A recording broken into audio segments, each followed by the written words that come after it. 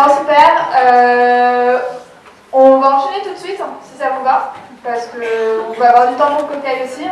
Donc, c'est important. Je vais appeler Sifuchi, s'il vous plaît. Et on l'applaudit.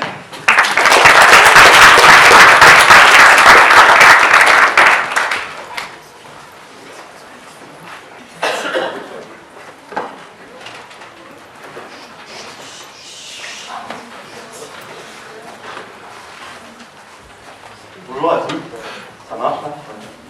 Bonjour à tous, c'est un peu compliqué de passer juste après ça du coup. Merci d'être là. Merci à l'Université du coup de m'avoir invité pour présenter mon projet qui est peut-être un peu différent des autres, puisqu'il est simplement informatif. Donc on est 3 ingénieurs de l'INSA Toulouse, étudiants et qui normalement allons être diplômés d'ici un mois si tout se passe bien. Et pour la fin de nos études, on voulait faire un projet qui sorte un peu de l'ordinaire et peut-être pas rentrer directement dans la vie active et partir un peu à l'aventure. Donc on a fondé une association qui s'appelle Futur et qui a pour but en fait de traiter des thématiques liées à l'océan, qui est un domaine qui nous intéresse vraiment. Louis a notamment passé les 14 premières années de sa vie sur un bateau. Et voilà, pour nous, c'est un sujet qui va être majeur dans les prochaines années, sur des questions géopolitiques et économiques, mais nous, ce qui nous intéresse plus, sur des questions environnementales et de recherche, comme l'a montré le projet de Louis précédemment.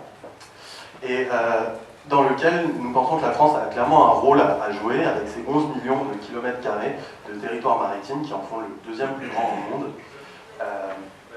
Voilà, et donc nous, en tant que fervents partisans de la transition énergétique voulue par le gouvernement, et en tant qu'ingénieurs, il y a un sujet qui nous passionne beaucoup plus, c'est les énergies marines renouvelables. Donc vous en avez sûrement entendu parler, mais on pense que c'est un sujet encore assez méconnu, et pourtant c'est un secteur extrêmement dynamique et porteur d'innovation. Donc les énergies marines renouvelables, c'est d'abord l'énergie éolienne offshore, donc, que vous voyez représentée ici, et qui existe sous plein de formes différentes. Donc, avec des éoliennes à axe vertical ou horizontal, posées ou flottantes, et notamment il y a aussi des plateformes qui combinent donc éoliennes flottantes et récupération de l'énergie houlomotrice, comme la société Floating Power Plant l'a fait ici. Et ensuite c'est l'énergie des courants marins, donc les hydroliennes, qui présentent la même diversité, et en fait qui a cet avantage, donc, en tant qu'ingénieur, d'être beaucoup plus prédictible que l'énergie éolienne. Et l'eau étant 1000 fois plus dense que l'air, les hydroliennes produisent un rendement bien supérieur. Et enfin, c'est l'énergie des vagues. Donc, vous connaissez sûrement tous ce projet de Serpent des mers, donc le projet Pélamis, vous en avez sûrement déjà entendu parler.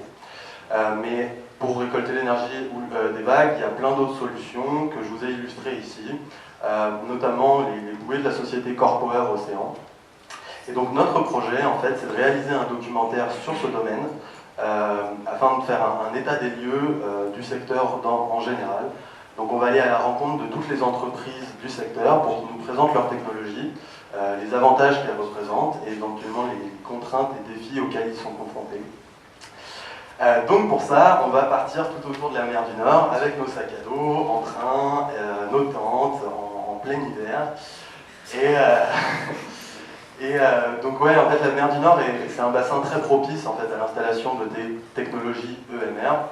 Et donc c'est pour ça qu'elles sont localisées tout autour de la mer du Nord. Donc on va partir de Paris, traverser tout le Royaume-Uni jusqu'aux îles Orkney, tout au nord de l'Écosse, Limerick, où est situé Limerick, en fait, le centre de test le plus important en Europe et où toutes les entreprises viennent tester leur technologie. On volera ensuite en Norvège et on montera tout au nord, au-dessus du cercle polaire, en plein décembre. Donc on va voir le Père Noël quand il ne sera pas là, et quand il sera là.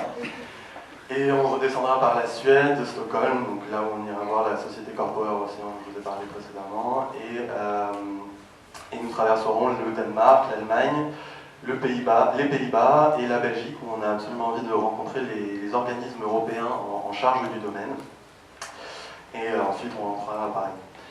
Donc pour préparer notre projet jusque-là, on a créé un site web que je vous invite à visiter, donc sifutur.eu, où on explique notre projet plus en détail, et où on a aussi une page blog sur laquelle on tiendra à jour pendant notre périple, et que je vous invite à visiter régulièrement, où on postera toutes les photos du coup, de tous les paysages enneigés de la Norvège et tout ça, ça peut être très sympa. Ensuite, on a aussi une page Facebook que je vous invite à rejoindre. Vous pourrez voir ma face sur YouTube, donc les différentes vidéos qu'on a déjà réalisées pour préparer le projet et pour le présenter.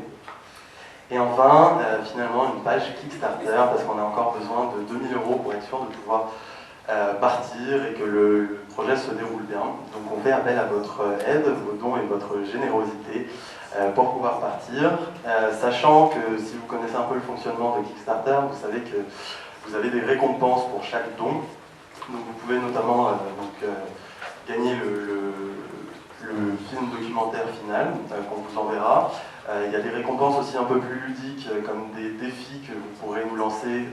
Par exemple, si vous avez envie de nous voir sauter tout nu dans des lacs gelés en Norvège, on vous enverra la photo du défi accompli. Et aussi une récompense plus sérieuse pour le coup, qui serait de devenir membre de SiFuture et de participer à nos futurs projets.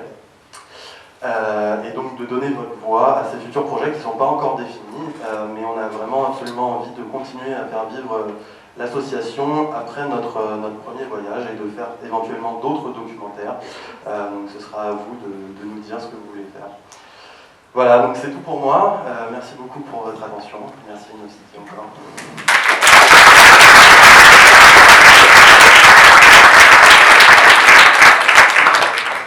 Merci Marc, je vais demander à Microsoft de venir sur scène, s'il vous plaît.